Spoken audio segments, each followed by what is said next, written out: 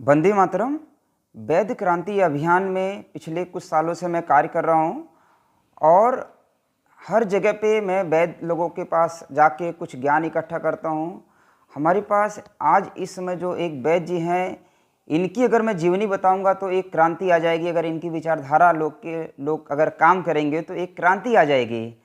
पिछले कुछ समय पहले मैंने एक आयुर्वेद का जो ग्रंथ है, ये आयुर्वेद का जो ग्रंथ है हमारा आयुर्वेद, इसके जो लेखक हैं वो वैद्य जी हैं, वैद्य त्रिलोकी चंद जी हमारे साथ में बैठे हैं। हमारा नसीब बड़ा अच्छा है कि हमें इनसे मिलने का मौका मिला और इनके ग्रंथ में अथाह ज्ञान, समुद्र से जैसे ज्ञान रहते हैं, आयुर्वेद तो समुंदर है, तो उस समुंदर में से ये जो ज्ञान है, अच्छे जो अनमोल हीरे हैं, मोती हैं, इसके अंदर जो है वैद्य जी ने बहुत सारे वैद्य लोगों का जो है अनुभव लेके उनके नंबर, पेशेंट के नंबर तक जो है डाल दिए हैं, ताकि आप जो है इस ग्रंथ के माध्यम से अपना इलाज करो और उनके अनुभव भी ले सकते हैं। तो आज मैं कुछ नई जानकारी के लिए वैद्य जी के पास आया हूँ। और इसके पहले मैं बोल दूं कि ये किताब अभी इस समय जो है ख़त्म हो चुका है। जिसको भी चाहिए रहेगा वो अपना नंबर जो है मैसेज कर देना। 2 से 3 महीने के बाद जो है ये किताब छप गया और उसके बाद ही जो मिलेगा, ऐसा वैद्य जी बताएं मुझे।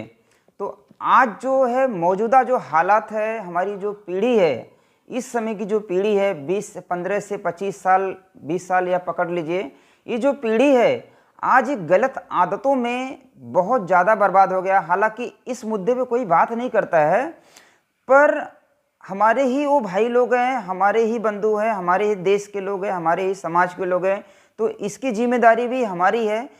क्योंकि अगर वो स्वस्थ रहेंगे तभी हमारे देश में जो है बदलाव आएगा और हमारा समाज जो है स्वस्थ रहेगा और कुछ हमारा जो देश है, हमारा समाज जो है उन्नति करेगा। तो मैं आज जो है वैद्य जी से कुछ एक नए विषय पे चर्चा करने वाला हूँ और वैद्य जी से मैं जानने वाला हूँ कि आज की जो नवयुवक हैं तो इनके अंदर एक बहुत बड़ा जो है लोग छुपाते हैं, बताते नहीं हैं। मुझे भी थोड़ा सा अजीब लगा था बात करने के लिए, पर मैं इसके ऊपर मैं बात करूँगा।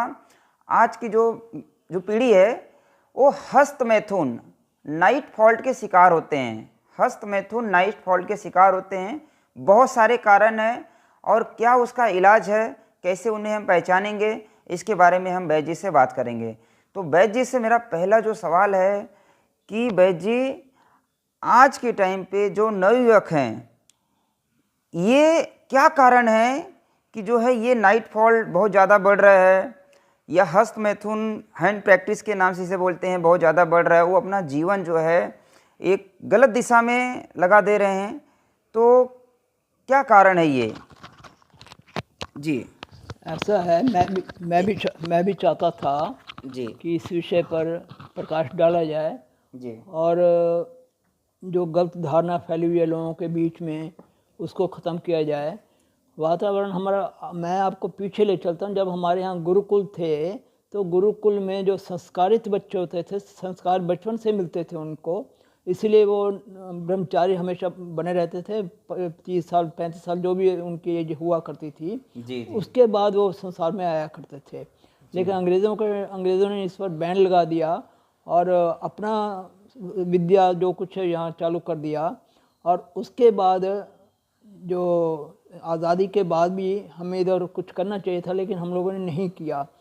सबसे बड़ी बात क्या है कि हमें आजकल के वातावरण में गंदी गंदी किताबें हो गई, चलचित्र हो गए, फिल्में हो गई, और उसमें क्या है कि फिल्मों में आजकल नंगापन दिखाया जाता है। जी जी और दूसरी बात, हम जो किताबें पढ़ते हैं, सुनते हैं, जो भी है, तो इस वातावरण में रहते हैं कि हमारा जो है ना, हम कामों को बने रहते हैं, ऐसा कुछ होता है। जी जी और दूसरी बात क्या होती है सबसे बढ़कर कि हम, हमारे जो यार दोस्त हैं, कोई ये नहीं कि वैसा आप व्यक्ति लड़का सीख जाता है, ऐसा नहीं सीखता। उसके जो साथी हैं वो उसको बतलाते हैं कि अच्छा है, जी तुम ऐसा करो वैसा करो, जी तो वो उस बहकावे में आ जाता है और वो हस्त मैथुन शुरू कर देता है। तो डॉक्टर क्या कहते हैं, ये एलोपैथी के डॉक्टर, इनका कहना कि ये स्वप्न दोष कोई बीमारी नहीं है।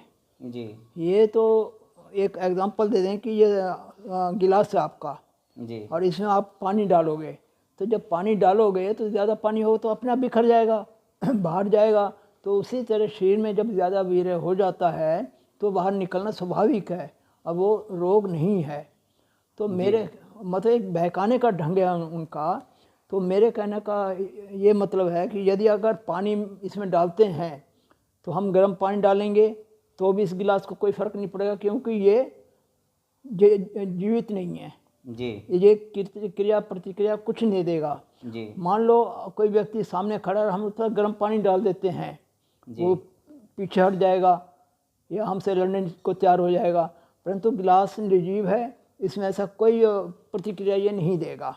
पहली बात हो गई। जी दूसरी बात क्या होती है कि हमें भूख लगी है, 3 रोटी की है, हम 3 रोटी खाते हैं, और हमारा क्या हुआ कि हमें सब्ज़ी अच्छी लगी, कहीं पार्टी में गए या सब्ज़ी अच्छी लगी तो हमने 3 की 6 रोटियां खा ली।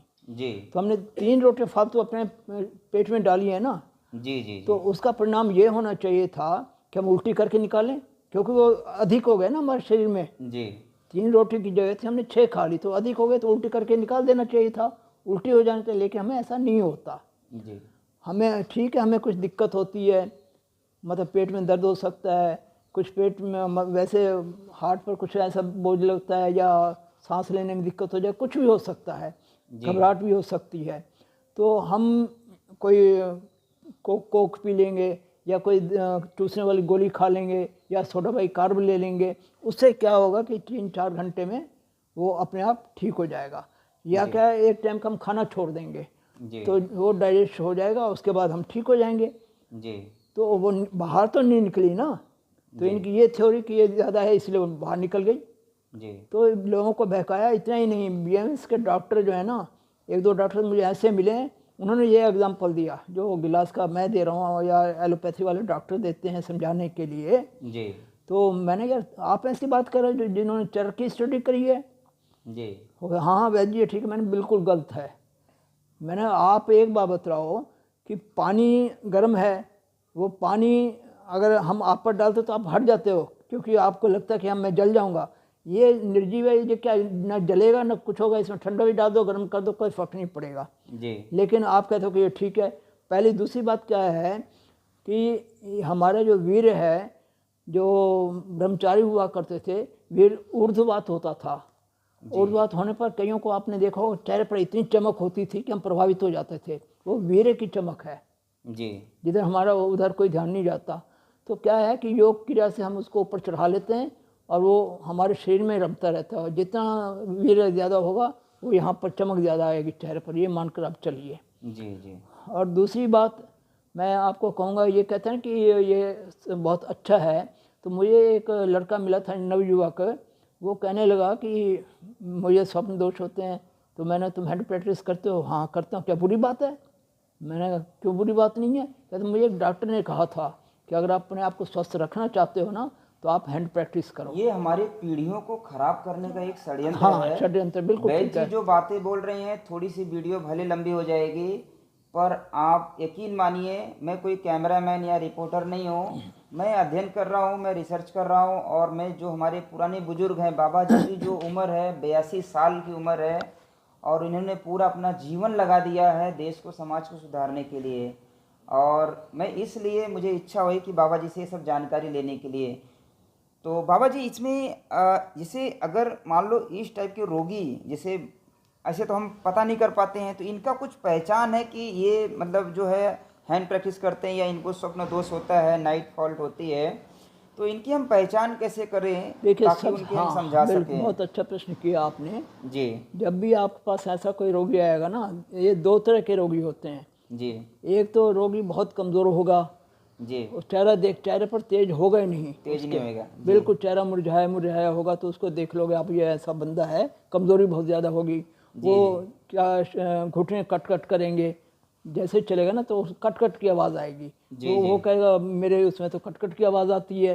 जी और उसके बाद क्या है कि उसकी जो हाजमा होगा वो कमज़ोर होगा, उसको कब्ज़ भी होगी, उसको चक्कर भी आ जाते होंगे कई बार। जी और वो आपसे आँख मिलाकर ज़्यादा देर बात नहीं कर सकता। कुछ तो बात कर लेते हैं लेकिन ज़्यादातर बात नहीं कर सकता। जिनको ये दिक्कत है वो समझ लीजिए। हाँ हाँ। जी तो वो क्या है, दूसरी बात मैं तो नाड़ी देखकर बता देता हूँ भाई तुम्हें कितना रोग है, कहाँ तक तुम इसमें चल पाओगे नहीं चल पाओगे। मैं नाड़ी देखकर उनको बता देता हूँ जी कि तुम्हें बहुत ज़्यादा है और इतना ज़्यादा कि तुम मतलब औरत के काबिल भी नहीं हो। जी वो नाड़ी देखकर मैं बता देता हूँ। जी लेकिन मैं आपको इतना बताना चाहूँगा कि ये सब मैंने आपको कहा है। अब इसके बाद आगे पूछिए आप कुछ। जी जी जी एक्चुअली कैसा है, देखिए हमारे समाज में इस टाइप के बहुत सारे रोगी हैं और बहुत ग्रसित हैं। तो मैं उनके तरफ से ये आपका सवाल है कि जो लोग को ये सब दिक्कत है, तो वो लोग भटकते रहते हैं, एलोपैथ एलोपैथ के हॉस्पिटल हॉस्पिटल खेलते रहते हैं। मेरे पास भी बहुत ज़्यादा फ़ोन आता है, ठीक है। तो इस टाइप के जो रोगी हैं, हम आप आयुर्वेद के माध्यम से या होम्योपैथ के माध्यम से आप इनका इलाज बताइए, ताकि जो है हमारी पीढ़ी जो है इस दलदल से बाहर निकल जाए और उनका जीवन जो है अच्छा बने और समाज के लिए एक अच्छा कार्य करें। दवाई बताने से पहले मैं आपको एक बात बताना चाहूँगा। ऐसे नवयुवक हैं, वो क्या करते हैं कि किसी टेंट वाले के पास बैठ गए, जो टेंट भी लगाए बैठते रहते हैं, औषधियाँ बेचते रहते हैं, या किसी भी वैद्य के पास चले गए, तो वो देख लेता है भाई ये तो ऐसा रोगी है तो इसको पैसे खूब लूट लो। और मैं आपको कहूँ कि 30-30 हज़ार एक महीने के ले लेते हैं और उनको कहते हैं कि आप ऐसे 1 महीने बाद ऐसे दौड़ोगे जैसे घोड़ा दौड़ता है, घोड़े की तरह दौड़ोगे। जी जी जी और वो महीने बाद वो ठीक नहीं होता, वो शिकायत करता है मुझे तो कोई फ़ायदा नहीं हुआ। अरे आपकी बीमारी लंबी है, टाइम लगेगा। वो उसको पता है इससे पैसे ले लें, ये कहीं बोलेगा नहीं, जी जी ये कहीं बोलेगा नहीं, तो इसलिए वो चुप रहता है। एक्चुअली मैं एक थोड़ा सा बात काटना चाहूँगा। आजकल क्या हो जाता है कि हम लाज शर्म एक आ जाती है हमारे अंदर, हम कैसे बताएं किसी को कि इसने मुझे लूट लिया है, हाँ, ठीक है। तो लोग एक शर्म के मारे वो चीज़ों को बताते नहीं हैं। और अभी जो वैद्य जी इलाज बता रहे हैं आप उसको अच्छे से सुनिए। वैद्य जी जो है नाड़ी वैद्य हैं और जो इनका अनुभव है बहुत पुराना अनुभव है, बहुत अच्छा अनुभव है। तो वैद्य जी का अनुभव आप अच्छे से सुनिए, इसको नोट कर लीजिए और आप एक बार फिर से उसको जो है वैद्य जी अच्छे से आप एक बार उनको बता दीजिए। चिकित्सा बताने से पहले एक बात और मैं बता दूं कि जब लड़का नवयुवक होता है, शादी के काबिल हो जाता है, तो माँ बाप कहते हैं इसकी शादी कर दें जी और बेटे से कहते हैं बेटा तुम शादी कर लो। वो कहते नहीं मैं तो अभी शादी नहीं करूँगा, मैं और पढ़ूंगा, मैं और नौकरी करूँगा और कमाऊँगा उसके बाद करूँगा। तो वो इस तरह टालता रहता है। माँ बाप को रहता है कि यार पता नहीं क्यों नहीं कर रहा। तो असलियत ये होती है उसको पता है कि मैं औरत के काबिल नहीं हूँ। जी जी जी कारण ये होता है, लेकिन वो बहाने पर बहाना करता जाता है, पहली बात। दूसरी बात क्या है कि मैं कहूँगा कि माताएं जो जिस नवयुवक की वो माँ है, जी उसका कच्छा देखें कभी भी जी सुबह का, और वो कड़ा हुआ होगा, इसका मतलब उसको नाइटफॉल होता है, ये पहचान हो गई। और पहली बात। दूसरी बात, नाइटफॉल वैसे नहीं होता कि कोई कह दे मैं तो हैंड प्रैक्टिस नहीं करता और नाइटफॉल हो गया, तो मैं कहता बिल्कुल वो झूठ बोल रहा है। जी मेरे कहने का मतलब जब तक कोई नाइटफॉल नहीं करेगा, हंस में तो नहीं करेगा, तब तक उसको नाइटफॉल होगा भी नहीं। नाइटफॉल क्यों होता है कि जब हम बार बार हस्त मैथुन करते हैं तो वीर इतना पतला हो जाता है कि हमें थोड़े से गंदे विचार आए और फट हमें नाइटफॉल हो ये गया। बहुत इम्पोर्टेंट वैद्य जी बातें बता रहे हैं, आप लोग इसको मजाक में न लेके सीरियस लीजिए। ये बहुत इम्पोर्टेंट है, आपका जीवन इससे बच सकता है। और अगर आप इसको नहीं समझेंगे तो आपका जो बचा कुचा जीवन है वो दलदल में चला जाएगा। अगर आपको जो हस्त मैथुन की अगर आदत है, गलत लोगों के संगत में आप रहने की अगर आपको आदत है, गलत वीडियो देखने की आदत है और गलत नज़र से, जैसे हम माताएं बहनें हैं अगर हम उनको गलत नज़र से देखते हैं, गलत किताब पढ़ने की आदत है, तो अगर ये सब आपको आदत है और हस्त मैथुन अगर आपको होता है, तो इसी के कारण जो है नाइट फॉल्ट जो होता है, स्वप्न दोष जो है होता है, क्योंकि आपके विचारों में वही सब चलते रहता है।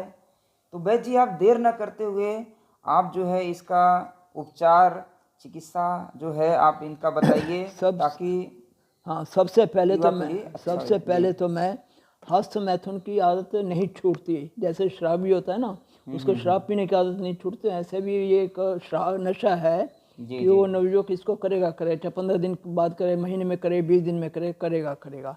तो उसकी आयुर्वेद में तो अभी मेरे पास दवाई नहीं है, होम्योपैथिक की दवा है मैंने कुछ रोगियों को दिया, उनको काफ़ी लाभ हुआ। उनने 5 या 6 दिन दवा ली वो, और उसके बाद उनकी हस्तमैथुन की आदत छूट गई। जी सबसे बड़ी बात ये है। जी और उसका मैं नाम बताता हूँ, फास्फोरिकम 1Q। जी तो इसकी मैं तो 5 बूंद देता हूँ, कई बताते हैं 15 जी 15 बूंद या 20 बूंद एक बार में दे देते हैं। तो 5 बूंद 100 ग्राम ताज़े पानी में डालकर जी सुबह खाली पेट देते हैं, दिन में एक बार, जी और उसके बाद देने की ज़रूरत नहीं होती। और जी इसके बाद हम चिकित्सा पर आते हैं।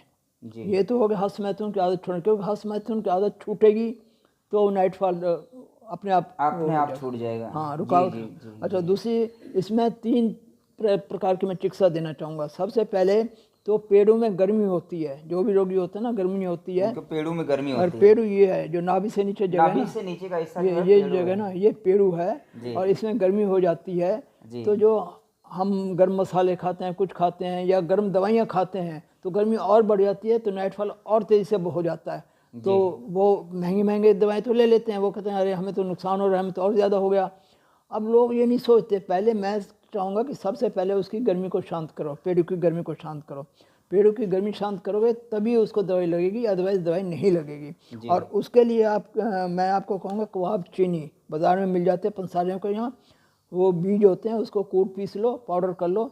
वो आधा चम्मच सुबह खाली पेट 50-60 ग्राम ताज़े पानी से लें, और रात को या शाम को 4 और 6 के बीच में ये ले सकते हैं। इससे क्या है कि ये आपकी जो गर्मी 2 टाइम लेना है। हाँ, 2 टाइम लेना है। मैं आपको ये सारी औषधियाँ जो है मैं एक बार फिर से अच्छे से समझा के क्लियर में एक बार फिर से बता दूंगा थोड़ा सा, और मैं इसका जो है लिख के भी भेज दूंगा, ताकि जो है डिस्क्रिप्शन में इसका रहेगा नाम, और स्क्रीन पे भी शो करेगा। हाँ हाँ, तो तो इसमें हाँ, जी ये आप लेंगे तो इससे गर्मी शांत हो जाएगी। और उसके बाद जो भी दवाई आप लोगे, आपको लगेगी वीर्य को गाढ़ा करने के लिए। और जी जब तक आप पेड़ों की गर्मी शांत नहीं करेंगे, आपको कोई भी दवाई, महंगी से महंगी दवाई ले लो, आपका काम नहीं करेगी कोई भी।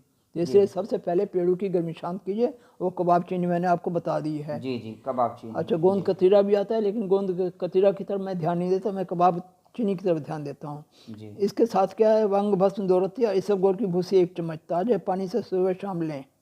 जी बंग भस्म और इसबगोल की इसबगोल। भूसी 1 चम्मच।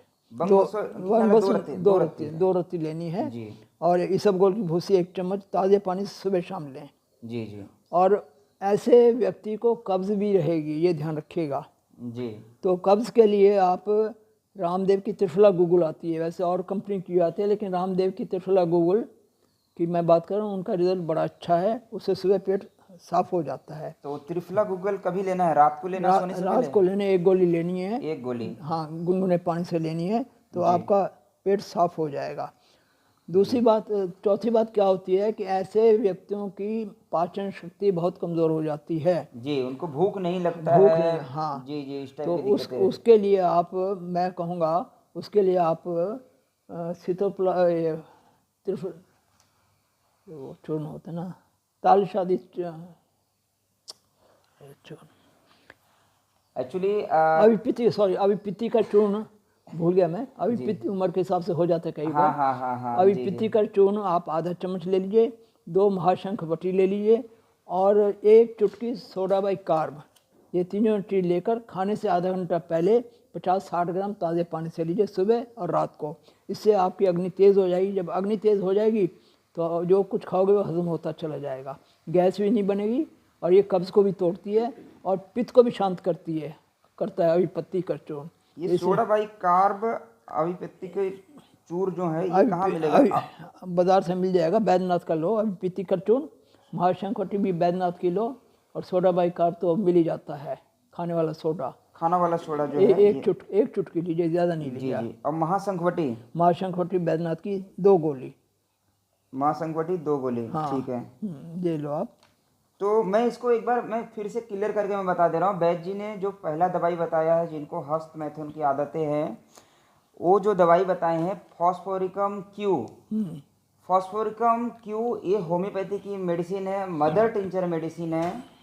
तो आप इसको 5 बूंद, वैद्य जी का जो है अनुभव है, 5 बूंद लेना है। और कितने पानी में लेना है? 20 ml पानी, 30 ml पानी में अगर आप लेंगे तो अच्छा काम करेगा, ताज़ा पानी में। ठीक है।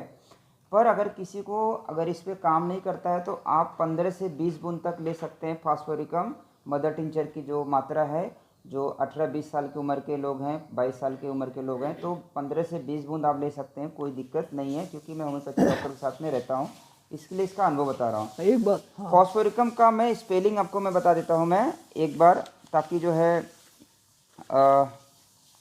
मिस्टेक ना हो। PHOS, PHAS, हाँ PHOS है, OS है,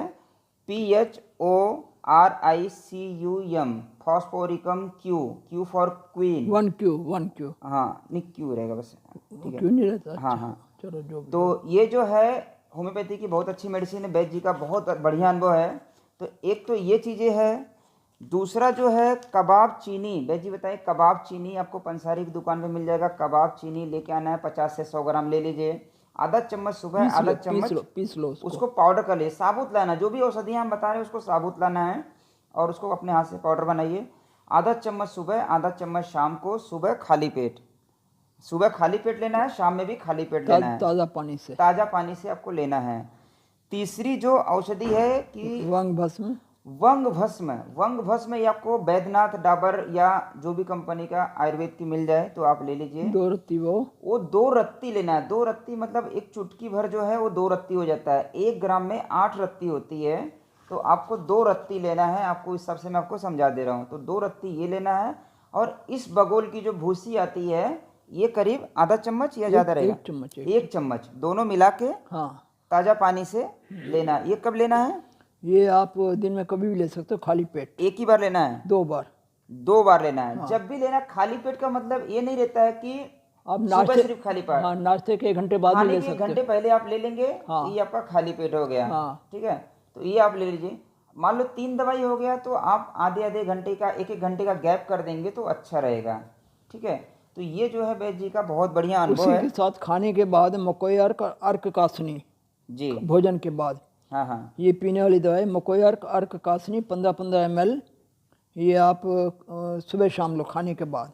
जी तो ये भी आपको जो है ना अंदर की गर्मी को शांत करेगी, अंदर कहीं सूजन होगी तो उसको भी शांत करेगी ये। जी जी जी। दूसरी और बात, लीवर पे भी अच्छा काम हाँ, करेगा। लीवर पर भी अच्छा जी काम करती है। जी दूसरी बात क्या है, कई लड़के ऐसे होते हैं जिन जब लेटरिन में बैठते हैं तो इंद्री में से कुछ निकलता रहता है, चिकना जी चिकना, जी जी जी जी तो जी वो आप उसके लिए आप नियो आती है चरक की, जी। एक गोली सुबह शाम ताज़ा पानी से दें। नियो, नियो चरक की एक गोली लें आप, तो उससे क्या है कि 15 ये दिन में। सारी दवाइयाँ जो है डिस्क्रिप्शन में इसको लिख दिया जाएगा, ताकि आप पढ़ के बताए गए मात्रा के हिसाब से आप ले सकते हैं, आपको परेशानी नहीं होगी। 15 मैं दिन इसको में पूरा ये लिख के जो है रोगी से जो चिकनापन निकलता है वो खत्म हो जाएगा, सिर्फ 15 दिन 15 दिन में, जिनको जो है मल के द्वारा, मल के साथ में या यूरिन के साथ में, पेशाब लैट्रिन के टाइम उनकी यूरिन के साथ में। इंद्री में से निकलता रहता है, अच्छा अच्छा अच्छा।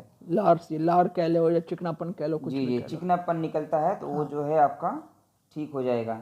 थोड़ा सा वीडियो लंबा हुआ, पर ये जो है बहुत बढ़िया अनुभव है वैद्य जी का। हाँ, एक बात अंत में ये कहना चाहूँगा कि इस रोग के लिए मेरे से कोई संपर्क ना करे, क्योंकि मेरी उम्र इतनी नहीं है कि मैं ये दवाइयाँ बना सकूँ।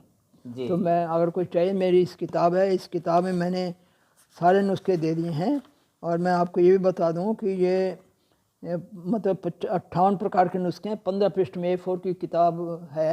A4 के 15 पृष्ठों में केवल पुरुष रोग पर इसमें नुस्खे दिए गए, स्त्री रोग के बाकी रोगों पर तो अलग है, केवल पुरुष रोग पर। और 58 प्रकार की दवाएं दी गई हैं, इनमें से जो जिसको सूट करे, जो आराम से मिल जाए वो ले ले। तो ये किताब आपके पास अभी उपलब्ध है क्या? नहीं, अभी उपलब्ध नहीं है। ये कब तक मिल जाएगा अगर मान लो? लगभग 2 महीने लगेंगे। मेरा कहना ये है कि जिसको भी मंगवाने हैं मेरे व्हाट्सएप पर अपना पूरा पता दे दें, फ़ोन नंबर दे दें, और जैसे ही किताब आएगी मैं उनको सूचित कर दूंगा। अगर वो नहीं भेजेंगे तो मैं कैसे सूचित करूंगा? जी जी, इसलिए मैं सबसे अनुरोध करता हूँ। हाँ, जिसको भाई को, एक तो 2 तरीका है, जो पेशेंट है वो भी आप मंगा सकते हैं किताब, ताकि जो है आप अपना इलाज कर लीजिए। हाँ, खुद कर लीजिए। और जो समाज में अच्छा कार्य करना चाहते हैं, जिनको सीखने की इच्छा है आयुर्वेद के प्रति, जिनका भाव है, जो राजीव दीक्षित जी से प्रेरित हैं, जो आयुर्वेद से प्रेरित हैं, जो वैद्य जी से प्रेरित हैं, जो समाज सेवा करना चाहते हैं, ऐसे लोग जो है किताब को लेके, वैद्य जी के जो अनुभव है, वैद्य जी का जो ज्ञान है, सालों की मेहनत है। 1960 जब हम पैदा भी नहीं हुए थे, मेरा तो 88 का जन्म है, 1960 से वैद्य जी जो है कार्यरत हैं। और आज 82 साल की उम्र है। वैद्य जी आज भी कार्य कर रहे हैं, तो बहुत बड़ी बात है। वैद्य जी का जो है उन्होंने अपना पूरा जीवन लगा दिया। तो ये जितनी भी दवाइयाँ हैं मैं लिस्ट बना के एकदम अच्छे से बना दूंगा। बाकी आपको कोई परेशानी ना हो, वैद्य जी का नंबर दे देंगे, उसमें वैद्य जी को आप कॉल कर सकते हैं। कॉल कम करिए, उनको व्हाट्सअप कर दीजिए जिनको किताब लेना है। दवाई के लिए कॉल ना करिए। किसको मिलने की अगर इच्छा है तो वैद्य जी का हम एड्रेस डाल देंगे यहाँ पे, और उनको अगर मिलने का है तो अपना नाड़ी वगैरह जांच कराना है तो आप वैद्य जी से जांच करा सकते हैं। बाकी उम्र के हिसाब से थोड़ा सा दिक्कत होती है, तो आप लोग ज़्यादा कॉल नहीं करिए और फ़ोन नहीं उठाइए, तो नाराज़ भी नहीं होइए अगर नहीं उठाते हैं तो, ठीक है। तो वैद्य जी बहुत अच्छी आपने जानकारी दिया। वीडियो काफ़ी लंबा हो गया है, मैं इसी के धन्यवाद। साथ में धन्यवाद करता हूँ। और इसके बाद भी मैं वैद्य जी का कुछ और अनुभव लूँगा जो समाज हित के लिए कार्य करेगा। नमस्कार, वंदे मातरम।